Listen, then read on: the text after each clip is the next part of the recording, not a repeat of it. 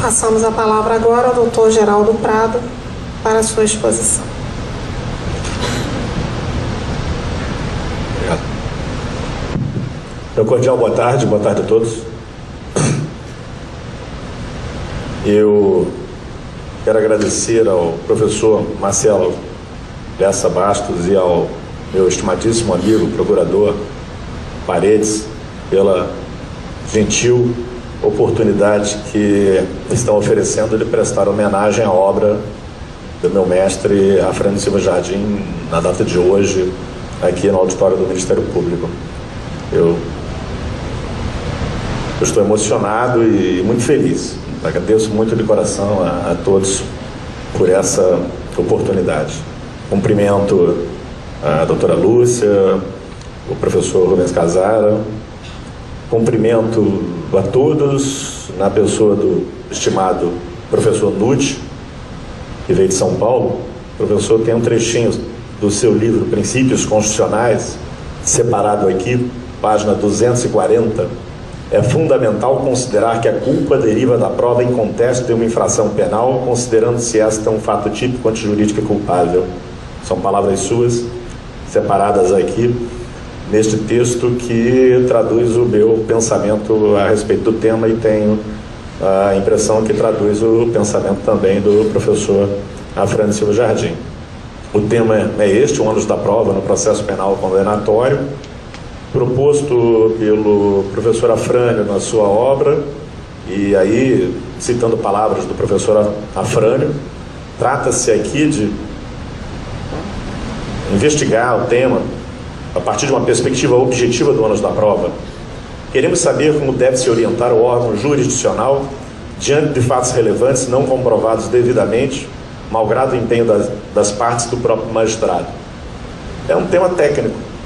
É um tema técnico que aparentemente não desafiaria uma abordagem não estritamente técnico-jurídica, mas eu faço um pedido ao auditório que tenha um pouco de paciência com a minha exposição.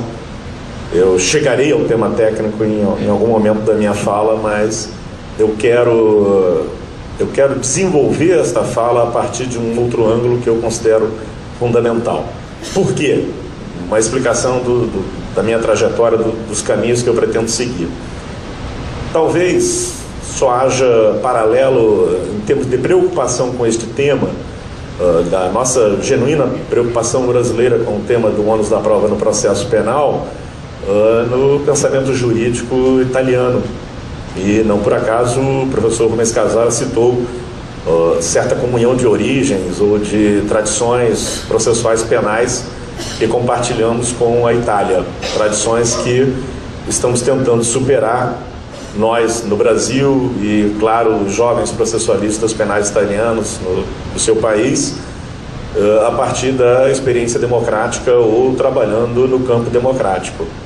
Mas se a investigação ela se amplia, se o horizonte se alarga, não é uma preocupação, não há este mesmo tipo de preocupação, quer na ciência processual penal, que tenha uma origem no modelo, estamos falando de Ocidente, claro, delimitando esse espaço, que tenha uma origem no modelo continental europeu, caracteristicamente inquisitorial, menos ainda no processo penal anglo-americano.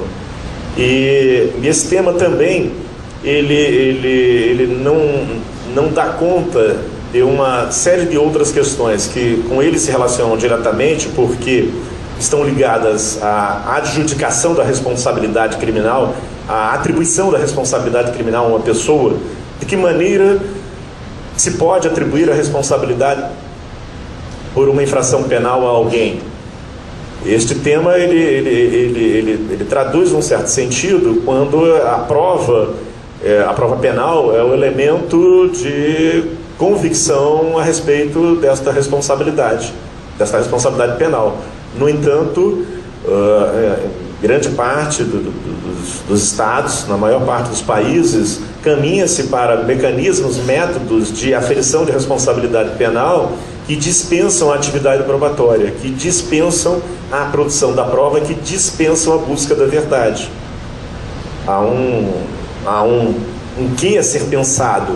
A busca da verdade não é o único caminho ou não construirá um único método de definição da responsabilidade penal das pessoas. Portanto, essa discussão ela só tem algum sentido quando é a verdade o elemento de base ou o que apoia a decisão judicial, nas palavras do Ferraioli, confere legitimidade política a uma sentença condenatória, mas nem toda sentença condenatória hoje está fundada na verdade, ou nem toda sentença condenatória hoje está fundada nas provas dos fatos penalmente relevantes, e é algo que é muito contemporâneo e que nós não podemos deixar de levar em consideração. Mesmo a melhor formulação de um processo de pesquisa da verdade, um processo penal orientado à pesquisa da verdade, ela não consegue escapar de estruturas inquisitoriais. O professor argentino, tantas vezes citado pelo professor Rubens Casara, o professor Alberto Binder, ele vai muito claramente qualificar o nosso processo penal latino-americano de 1990, de 1995, de 2000 para cá, como processo inquisitorial reformulado, e aí guarda uma semelhança com o processo penal italiano, em alguns momentos, de 1948 a 1988, de 1993 a 1998, denominado de processo inquisitorial garantista, mas o elemento inquisitorial aí entra associado à ideia do inquérito, da pesquisa da verdade, dos desafios que a pesquisa da verdade coloca para todos os personagens do processo, todos os protagonistas, o autor da ação penal, a defesa, o juiz como sujeito imparcial. Um processo com estas características, ele existe muito mais no plano das ideias do que num plano de realidade, e nós acabamos de ver aprovada a Lei 12.850, que é de 2 de agosto de 2013, de 5 de agosto de 2013, publicada no Diário Oficial, entrará em vigor 45 dias após a sua publicação, que nada mais faz do que nos colocar mais ou menos na mesma frequência do processo penal em vigor em outros países, que antecipa para a etapa preliminar, a etapa da instrução preliminar, a etapa da investigação criminal, a etapa do inquérito policial, a decisão da causa. Antecipa valendo-se de uma série de técnicas que dificilmente conseguem ser subjugadas pela garantia do contraditório, conseguem ser domesticadas ou dominadas pela garantia do contraditório, são chamadas técnicas especiais de investigação. Alberto Binder irá dizer, relativamente a estas técnicas, relativamente às soluções consensuais, ao plea bargaining, à transação penal, a outras formas de resolução da causa penal que dispensam a busca da verdade, como é o caso da delação premiada, a valoração da delação premiada, ele irá dizer que categorias tradicionais do processo penal, como o ônus da prova, nulidade, fundamentação das decisões, elas não se aplicam e nós precisamos de uma nova dogmática que dê conta delas. Então eu fiquei me preocupado, pensando, afinal de contas, tem sentido hoje se falar do ônus da prova? Tem, claro. Eu tinha separado um trecho do acórdão do julgamento do caso do mensalão, entre aspas, e uma passagem do ministro Celso Mello, em que ele, aparentemente filiado à corrente capitaneada pelo professor Afrânio, ele irá dizer: a presunção de inocência responsabiliza ou atribui ao acusador o ônus da prova, o ônus da demonstração da culpa do acusado. Mas na mesma frase, na sequência da sua intervenção, ele diz ali um pouquinho, também na linha que é aquela seguida pelo professor Pacelli, está na obra do professor Pacelli, o ministro Celso de Mello irá dizer: a partir do momento em que o Ministério Público demonstrou a existência de uma conduta atípica, isso satisfaz plenamente a exigência decorrente do ônus da prova, e, portanto, é a defesa que deve provar os fatos desconstitutivos, extintivos ou modificativos do direito do autor. Numa mesma frase, ele coloca a doutrina do Hélio Tornag ao lado da doutrina do Afrânio Silva Jardim, como se uma fosse igual à outra, e na verdade, aquilo que o professor Rubens falou, a questão argumentativa, aquilo que ontem eu citei no outro auditório, as fachadas linguísticas acabam produzindo um resultado complicado, um tanto perigoso, diria eu, para o Estado de Direito, para a democracia. Faz sentido porque o tema circula. O tema circula. Não faz sentido quando eu dou um passo para fora, olho e vejo que circula apenas entre nós e outros que têm uma história processual penal comum, e a nossa história mesmo processual começa a mudar e começa a reclamar outras categorias.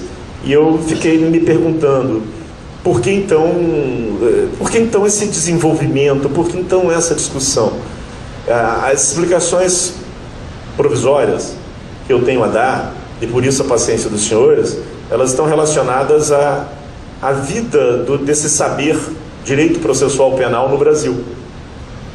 O que é esse saber? Que história é essa do direito processual penal? A história do direito processual penal brasileiro é uma história de um direito de segunda categoria, e quem diz isso são os historiadores. Uma passagem do texto, e depois eu estou resumindo aqui o texto da minha fala, eu passarei para o doutor Paredes o texto, porque é muito longo, não é possível ler aqui, mas há um historiador, o Reinaldo, que vai nos dizer isso. Olha, o Supremo Tribunal de Justiça, lá na época do Império, ele não olhava para a Faculdade de Direito de Olinda, Recife, para a Faculdade de Direito de São Paulo, para a produção acadêmica no campo do direito processual penal para fundamentar as suas decisões. Tão poucos juízes faziam isso.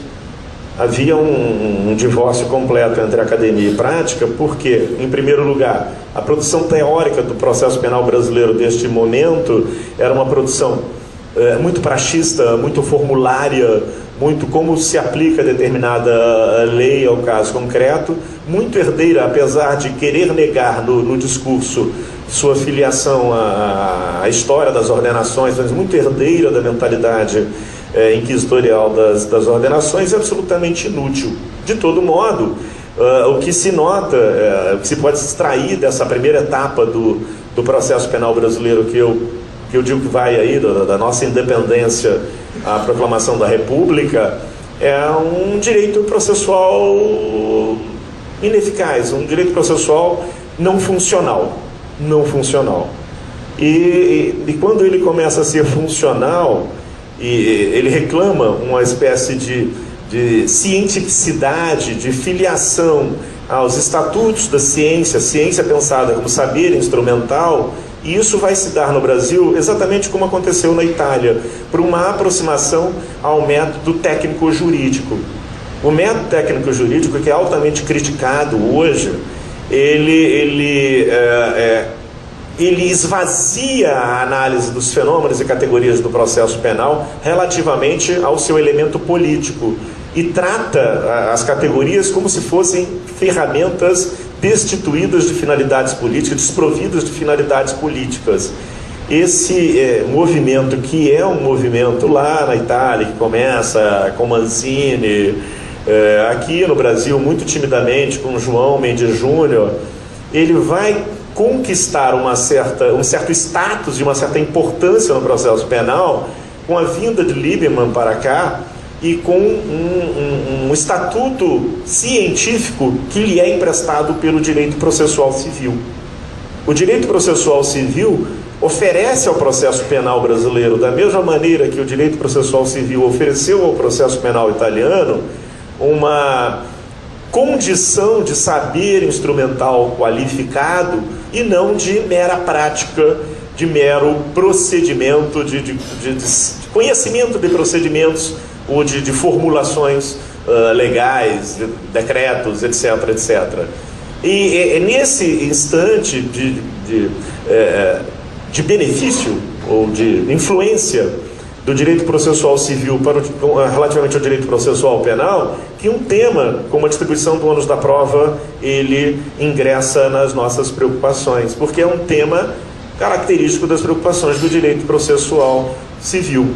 Mas este ingresso é um ingresso complicado, porque, como eu disse a vocês, e todos vocês sabem disso, 1988 não funda uma nova era no Brasil, e quem era autoritário até 4 de outubro de 88 se transformou em democrata em 5 de outubro, e coisas do gênero aconteceram. Essas periodizações são aproximações históricas, mas que não marcam diferenças culturais, de tal maneira que o antigo fica lá atrás e o novo, ab ovo, é criado do zero a partir dali. O antigo, ele se projeta, ele contamina, ele se infiltra. E o antigo, no caso da questão probatória no processo penal brasileiro, que vinha das ordenações e se reforçou a partir de 1841, com uma reforma que atingiu o Código de Processo Criminal de 1832, tinha a ver com a atuação do juiz na pesquisa da verdade, na busca da verdade. Uma atuação que funcionalmente era importante no modelo adotado pelo Código de Processo Penal de 1941 no Brasil, porque era importante para a ditadura Vargas, porque era importante para aquele momento político. O fortalecimento de um poder que dominava a cena política a partir do sistema de justiça criminal, um poder que era exercido pelos juízes criminais. Esse tema, que é um tema, no texto do professor Afrânio, tratado com muita delicadeza, ele não foge de enfrentar a questão. Ele diz, olha, o fato do juiz ter poderes instrutórios no processo penal brasileiro não torna desimportante a questão do ônus da prova. Em vários momentos em sua escrita, ele faz questão de ressaltar isso. No próprio texto que eu acabei de ler, entre aspas, eu releio, ele diz aqui: queremos saber como deve se orientar o juiz diante de fatos relevantes não comprovados devidamente, malgrado o empenho das partes e do próprio magistrado. Portanto, aqui já está superada a questão da iniciativa probatória do juiz, mesmo ele tendo buscado fontes de prova, buscado meios de prova para o esclarecimento daquela situação controvertida, ele não conseguiu chegar a um resultado satisfatório. Como é que então ele se posicionará? Esse elemento introjetado, intrometido nessa história toda, que é o poder instrutório do juiz, ele é algo que descaracteriza aquela ideia do ônus da prova do processo civil, e os nossos processualistas e os processualistas italianos, Carnelucci à frente, vão tentar dar as suas explicações, vão tentar fazer com que eles efetivamente coexistam. Do ponto de vista de uma outra concepção do processo penal, eu diria que esta infiltração só revela aquilo que revela: a impossibilidade de se fechar definitivamente as portas ao passado e romper de uma hora para outra com a cultura. Há um importante autor no campo da cultura chamado Thomas Kuhn que vai dizer isso: ruptura paradigmática não é nunca abandono do passado. O Darcy Ribeiro falava isso também. O passado, ele permanece, ele se infiltra, mas com uma intensidade menor diante de uma nova hegemonia que se forma ali.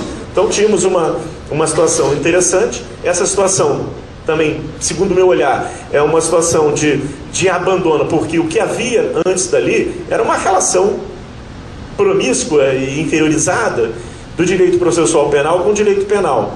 Aí isso é abandonado e se tem uma nova relação do direito processual penal com o direito processual civil, e clássica na concepção do Hélio Tornag. Cabe ao autor da ação penal a prova dos fatos constitutivos do seu direito, e no caso da conduta típica, e a defesa à prova dos fatos desconstitutivos, extintivos, modificativos do direito do autor, causas de exclusão da antijuridicidade, ilicitude, causas de exclusão da culpabilidade. Esse raciocínio que apareceu inúmeras vezes no julgamento do mensalão, nos votos do ministro Joaquim Barbosa, nos votos do ministro Luiz Fux, indiretamente no voto do ministro Celso de Mello, que eu citei, ele é revelador dessa relação que a presunção de inocência, e aí chegando a 1988, a presunção de inocência parece querer deixar para trás.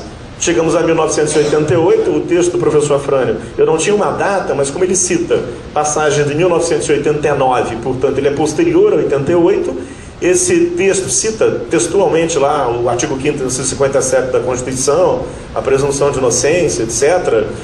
Esse texto já mostra a situação de desconforto em que a teoria do processo penal, e na minha fala aqui, desenvolvida em forma de texto escrito, eu faço referência à Escola de São Paulo do processo, faço referências duras e críticas extremamente duras. Estou fazendo questão de dizer, você não integra essa escola, mas ontem o Levi Quaresma está aqui, o professor Denis Sampaio está aqui, outras pessoas estão aqui, estiveram ontem no Instituto dos Advogados Brasileiros e, portanto, ouviram as firmes e duras objeções que eu fiz à Escola de São Paulo do processo, que são objeções à escola, ao pensamento, à contaminação. Nunca, de maneira alguma, as pessoas, de forma alguma as pessoas, e são várias as testemunhas da minha intervenção, mas essa escola, então, ela é surpreendida com o ingresso de categorias estritamente processuais penais, ou estritamente penais, no direito processual penal. É uma surpresa que o direito processual penal tenha categorias que são do processo penal. Foi algo que, então, surgiu no horizonte da nossa doutrina. Uma surpresa que causou um enorme desconforto. Qual o desconforto? Como lidar agora com nulidades, coisa julgada, distribuição dos poderes processuais, das forças processuais em equilíbrio, sem aglomeração quântica, e isso tem a ver com o ônus da prova, sem concentração de poderes nas mãos de uma das partes, desprotegendo outra parte, num cenário cujo registro jurídico, regime jurídico está determinado pela presunção da inocência. O mérito extraordinário do texto do professor Afrânio foi ter tocado na ferida. Há uma situação de desconforto aqui que nós tentaremos resolver. E começa ali, e aí eu não me pretendo de forma alguma avançar além dele, eu tenho um ponto de vista. Eu digo, começa ali uma reaproximação do direito processual penal com o direito penal. Mas, diferentemente daquela história lá do século XIX, em que não era propriamente um direito penal que existia, mas um poder penal que começava a encontrar no direito limites e barreiras, esse reencontro do processo penal com o direito penal que se dá no Brasil a partir de 1988, que se dá na Itália e em outros lugares, dos anos 70 em diante, é o reencontro com o direito penal mesmo, com um saber instrumental muito característico, pensado, idealizado para limitar o poder punitivo nos estados democráticos de direito. No campo do ônus da prova, isso claramente se coloca com o objeto da coisa, o crime. Há vários textos, tem a impressão que eu tirei um texto do Nutt só, mas na sequência ele vai referir a isso, e outros autores, mesmo o professor Pacelli, que chega a uma conclusão diferente, ele desenvolve de maneira muito brilhante todo um raciocínio mostrando a importância da dogmática penal, dogmática material penal, para a atuação nossa no campo do processo penal, porque esse é o nosso material do trabalho. O processualista penal, o jurista, o juiz, o delegado de polícia, aqueles que vão tomar decisões, os que vão atuar, o promotor de justiça, o advogado, o conteúdo é o direito material penal. E se é o direito material penal, a dogmática penal deve dar alguma resposta. Quando Afrânio vai falar da infração penal, quando Nutt vai falar da infração penal, quando outros tantos vão falar, o professor Gustavo Badaró, que esteve aqui agora há pouco, vai falar da infração penal, nós temos que pensar nela e pensar por quê. Isso me incomodava. Porque nós no Brasil estamos discutindo sobre tipicidade, antijuridicidade e culpabilidade no campo do ônus da prova. Eu não vejo as pessoas nos outros lugares não discutem isso. Mesmo aqueles que se filiam a uma compreensão do crime a partir de uma composição analítica, a partir de uma definição analítica, não fazem essa distribuição. O crime é o crime. João apontou uma arma para José e disse: me entrega o carro. O José entregou o carro, ele seguiu com o carro, João seguiu com o carro. Vai se provar isso. E aí eu fui a Juarez Cirino dos Santos, que vai nos dizer no seu Direito Penal, parte geral, 2010, página 71, o seguinte: a teoria do fato punível é o segmento principal da dogmática penal, o sistema de conceitos construídos para descrever o direito penal como setor do ordenamento jurídico que institui a política criminal do Estado. Portanto, tem aqui o professor Tiago Joffre, tem outros tantos aqui que podem falar sobre o tema com muito mais propriedade do que eu. A dogmática penal, a teoria do fato punível, o fato punível é o objeto da atividade probatória. A teoria do fato punível é uma teoria que forma o segmento principal da dogmática penal, que por sua vez é um sistema de conceitos. João aponta uma arma para José, leva o carro do José, no mundo da realidade. A arma, se o José reagir e o João puxar o gatilho, tem uma munição que vai atingir a vítima, vai matar a vítima. E ele estava vivo, vai estar morto. Eu aqui estou trabalhando com um sistema de conceitos.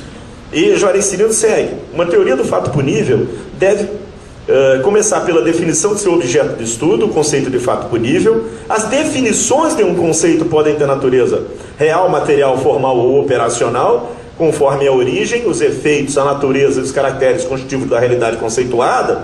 E aí, passa para o que nos interessa, definições operacionais mostram o fato punível como um conceito analítico estruturado pelos componentes do tipo de injusto da culpabilidade. Por exemplo, o homicídio como injusta produção da morte de alguém por um autor culpável.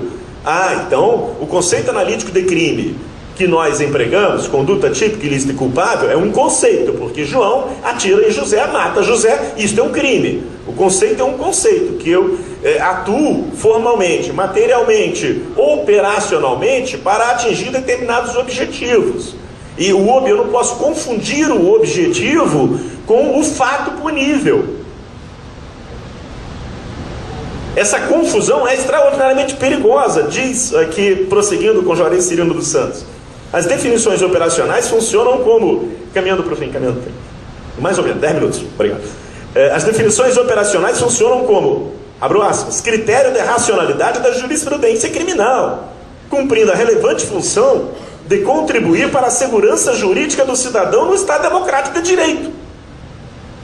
Então, a ideia do conceito é exatamente aquela, a própria ideia base do direito penal. E quando eu aprendi direito penal, nós falávamos da função de garantia do tipo penal. Qual a função de garantia do tipo penal? É nos orientar. A partir do momento em que eu sei que matar alguém está proibido e que eu posso ser castigado por matar outra pessoa, eu já sei que se eu não matar uma pessoa, não poderei ser castigado pelo crime de matar, pelo crime de homicídio.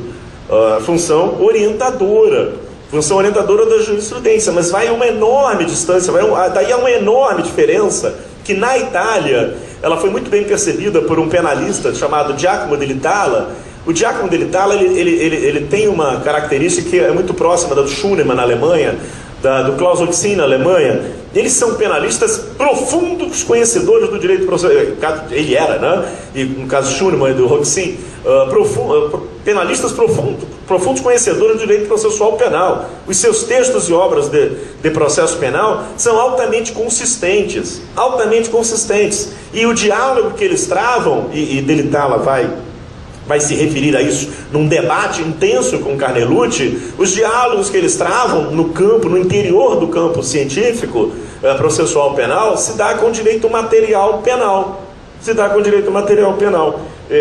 Em algum lugar aqui eu tinha feito um registro da passagem do Dell'Itala, fica também para frente, que é uma...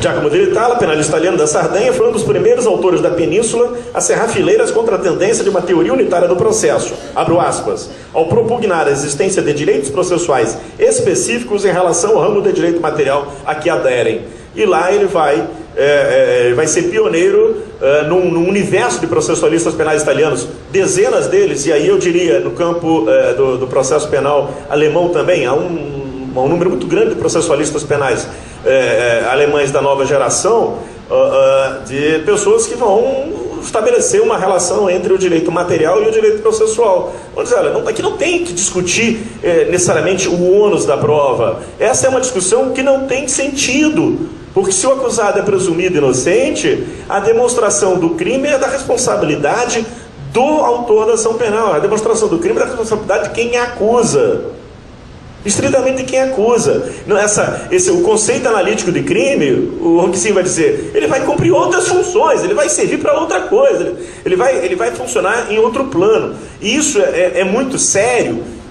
No ano passado, não sei se passado, retrasado, agora não me lembro, no ano passado, nós fizemos uma discussão, o Pinheiro está aqui presente, fizemos uma discussão lá na Escola da Magistratura, professor Pinheiro, desembargador Pinheiro, sobre o projeto de Código Penal, e eu, brasileiro, está em tramitação, e eu citava o seguinte, a questão do ônus da prova, a relação processual penal do ônus da prova, ela se estabelece no campo do processo penal, mas também no campo do direito penal, na estruturação de tipos penais.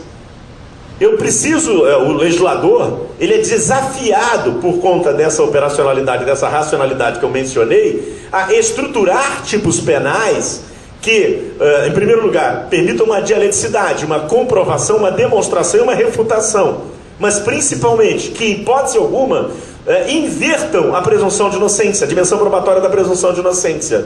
Há uma tendência em situações de criminalização de comportamentos que lesam interesses difusos e coletivos, há uma tendência de construção dos chamados tipos penais de suspeita, que são tipos penais que na sua própria elaboração invertem a situação de demonstração de responsabilidade ou de ausência de responsabilidade penal. Um dos tipos penais mais clássicos, chamados tipos de suspeita, é o tipo da lavagem de capitais, o tipo da lavagem de dinheiro.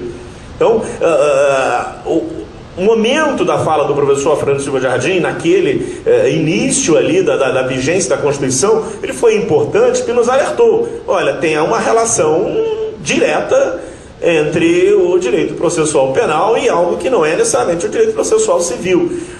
Esta relação vai provocar um desconforto e continuará provocando desconforto em todos aqueles que insistirem em trabalhar com critérios ou de verdade ou de prova auridos no âmbito do processo civil, porque não é mais de processo civil que se trata. Nós estamos no momento da globalização, da cooperação judiciária internacional, de um Código de Processo Penal que virá e que vai nos abrir, vai nos aproximar de uma realidade, para o bem ou para o mal, queira eu ou não, queira o professor Nutti ou não, vai nos aproximar da realidade da administração da justiça criminal no mundo contemporâneo, que é completamente distinta da realidade do processo civil. E vamos ter que aprender essa nova linguagem.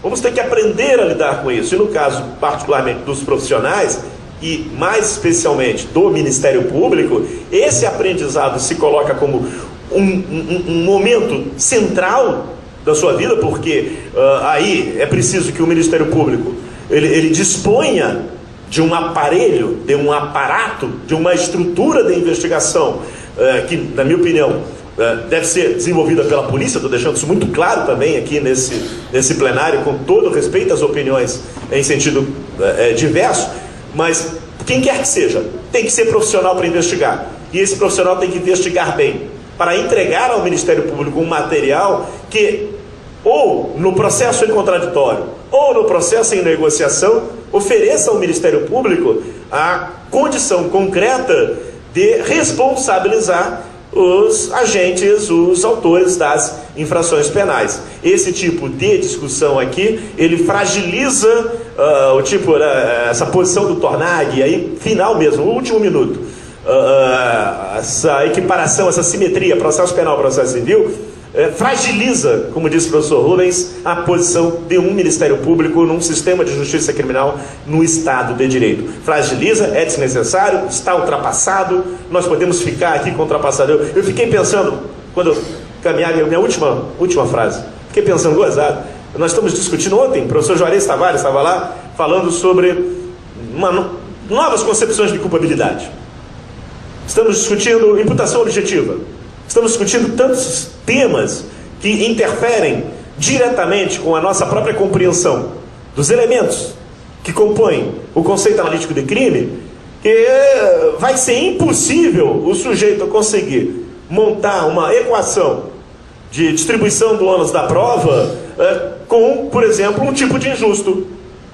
Aqui na passagem, acho que eu citei aqui a passagem do Cirino, tipo de injusto. Tá ótimo, e aí? Juntei a tipicidade com a antijuridicidade. Sai dessa. Não, agora eu vou desdobrar no tipo de injusto. Eu vou para um conceito tripartido. Então, você tem que decidir com quem você vai ficar, meu filho. Se com tipo de injusto culpável ou não. Se ficar com o tipo de injusto culpável e disser, fica com o tipo de injusto culpável, mas, na sua concepção tripartida, tá como estava antes.